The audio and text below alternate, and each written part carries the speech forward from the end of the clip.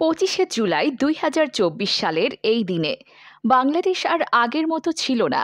এই তারিখটা এখন শুধু ক্যালেন্ডারের একটি সংখ্যা নয়, এটা আমাদের চোখের সামনে গুলির শব্দ, অ্যাম্বুলেন্সের সাইরেন, হাসপাতালের করিডোরের ছুটে চলা মা বাবার কান্না। এই দিনে ঢাকা মেডিকেলে চিকিৎসাধীন অবস্থায় প্রাণ হারায় দুই তরুণ, জামি মিয়া ও জাকির হোসেন। তাদের মৃত্যু নিয়ে সরকারিভাবে নিহতের সংখ্যা দাঁড়ায় 156 জনে, কিন্তু অলিখিত তালিকায় সেই সংখ্যাটা বহু আগেই পেরিয়ে গেছে কয়েকশো। জাতিসংঘ মানবাধিকার সংস্থাগুলোর তথ্য মতে 25শে জুলাই পর্যন্ত মোট মৃত্যু সংখ্যা দাঁড়িয়েছে 1400 জনেরও বেশি। এদের মধ্যে ছিল 32 জন শিশু আর আহত 20,000-এরও বেশি।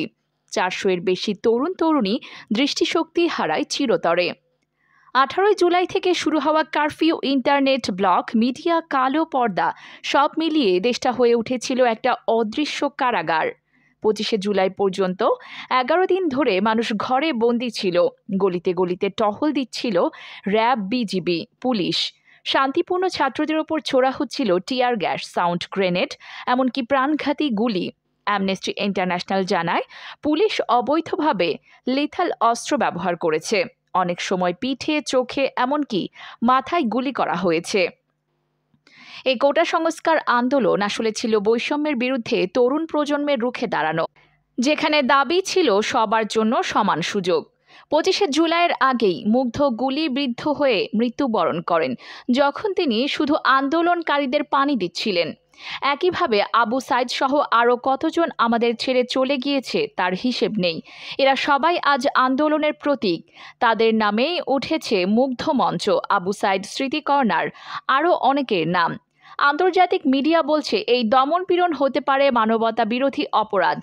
জাতিসংঘের জমানবাধিকার কমিশন OHCHR একে বলছে ক্র্যাকডাউনের ধরন আন্তর্জাতিক আইনের মারাত্মক লঙ্ঘন।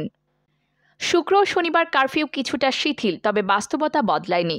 প্রধানমন্ত্রী মেট্রো স্টেশন পরিদর্শন করে বললেন, আমি জনগণের কাছে বিচার চাইছি। কিন্তু জনগণ এখনও সেই প্রশ্নটাই করে, আমরা কি আমাদের সন্তানদের মৃত্যুর বিচার পেয়েছি?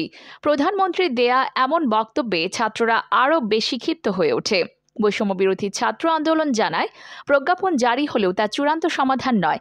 আলোচনা ছাড়া কোনো সিদ্ধান্ত তারা মানছে না। কোটা সংস্কার এখনও আইনগতভাবে সংসদে পাশ হয়নি, তাই সমাধান নয়, প্রশ্ন এখনও ঝুলে আছে। 25শে জুলাই শুধু একটি তারিখ নয়, এটা হাজারো স্বপ্নের মৃত্যুদিন। এটা সেই দিন যখন দেশের ভবিষ্যৎ গুলির শব্দে কেঁপে উঠেছিল। আজও সেই প্রতিধ্বনি শোনা যায়, মায়ের কান্নায়, বাবার অপেক্ষায়, আর ভাইয়ের ফেসবুক পোস্টে। আমরা ভুলব না, আমরা ভুলতে পারি না, কারণ তারা শুধু নাম নয়, তারা আমাদের আত্মার অংশ। Sharmin, desk news, 0 TV.